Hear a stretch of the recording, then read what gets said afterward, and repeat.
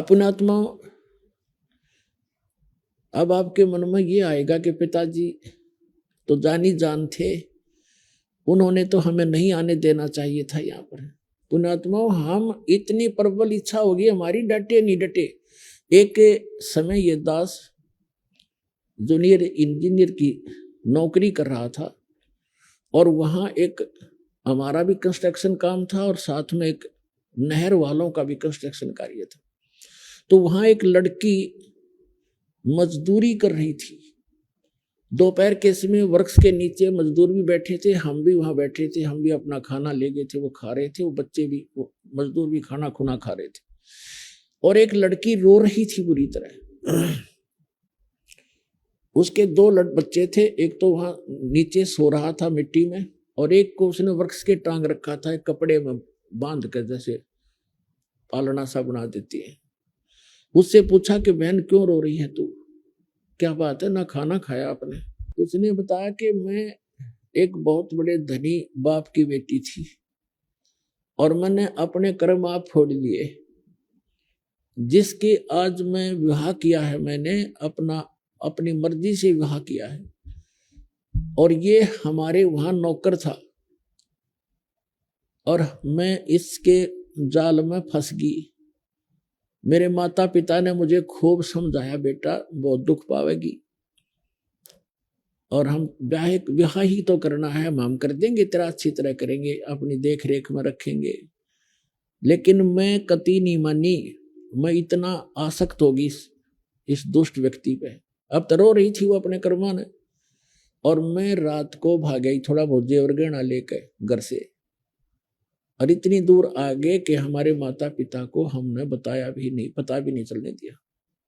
अब मेरे दो पुत्र हो गए, जो धन में लाई थी वो सारा इसने शराब पी कर खो दिया। अब मैं मजदूरी करती हूँ और वो शराब पी कर घर पे पड़ा है, इसलिए रो रही हूँ। मैंने अपने कर्म फोड़ दिए, अपने पैर पे आपको आड़ा मार लिया। माँ बाप ने तो बतेरी समझाई थी पर मैं मानी नहीं।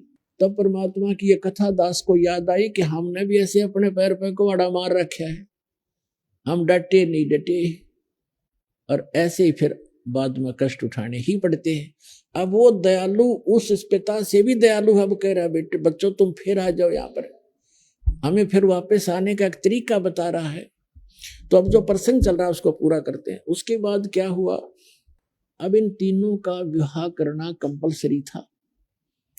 दुर्गा ने अपने वचन से तीन पुत्री उत्पन्न की, आकाशवाणी की, फिर उस काल ने उसने प्रतिज्ञा कर रखी है कि मैं कभी किसी के समक्ष नहीं आऊंगा। पर पुण्यात्मा, आप ये ना समझना कि दास ने ये सदग्रंथ पढ़ के थोड़ी बहुत अटकलबाजी ला रखी है। 600 वर्ष पहले परमात्मा ने ये वाणी लिखी हुई है जो दास आपके रूबरू करेगा और आज हमारे सदग्रंथों में प्रमाण है जिसको आज तक हमारे धर्म गुरु नहीं बता सके।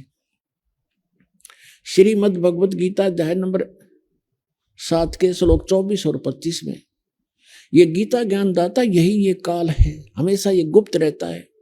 गीता अध्याय नंबर 4 के श्लोक नंबर 9 में कहता है कि मेरे जन्म और कर्म अलौकिक हैं, अद्भुत हैं। तो कहने का भाव ये है, अब ये क्या बता रहा है 7वें अध्याय के 24-25 श्लोक में गीता जी के, कि मैं अपनी योग माया से छुपा रहता हूं, ये मेरा घटिया और अटल नियम है।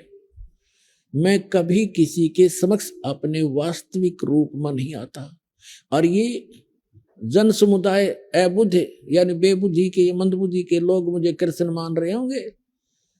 अर्जुन मैं कृष्ण नहीं हूं, श्री कृष्ण में बोल रहा था वो प्रेत की तरफ, ज्योत निरंजन ये काल। वो कहता है कि मैं ये मेरा घटिया अटल नियम है, अनुतम अवय, ये अटल नियम है मेरा, अनुतम माने घटिया, कि मैं कभी किसी के समक्ष नहीं आता। तो इसने प्रतिज्ञा कर रखी है, परमात्मा ने 600 वर्ष पहले बताया था, सदग्रंथों में हमने अब पाया है ये लिखा हुआ। जब ये बुद्धि काम की परमात्मा कबीर जी की दया से वो सदग्रंथ समझ में आए हैं।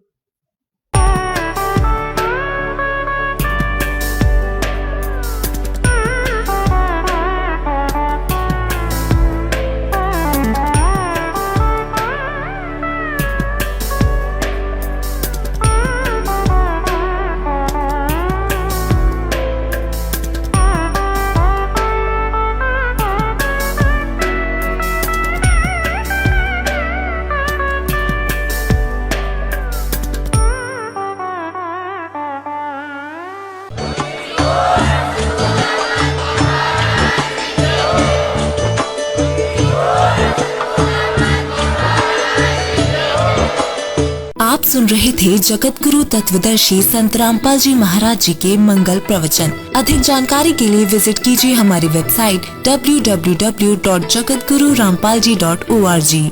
संत रामपाल जी महाराज जी के शुभ आशीर्वाद से पूरे विश्व भर में 500 से भी ज्यादा नाम दीक्षा केंद्र हैं, जिन पर संत रामपाल जी महाराज जी द्वारा ऑनलाइन निशुल्क नाम दीक्षा दी जा रही है। अपने नजदीकी नाम दीक्षा केंद्र का पता करने के लिए संपर्क करें 8222880541।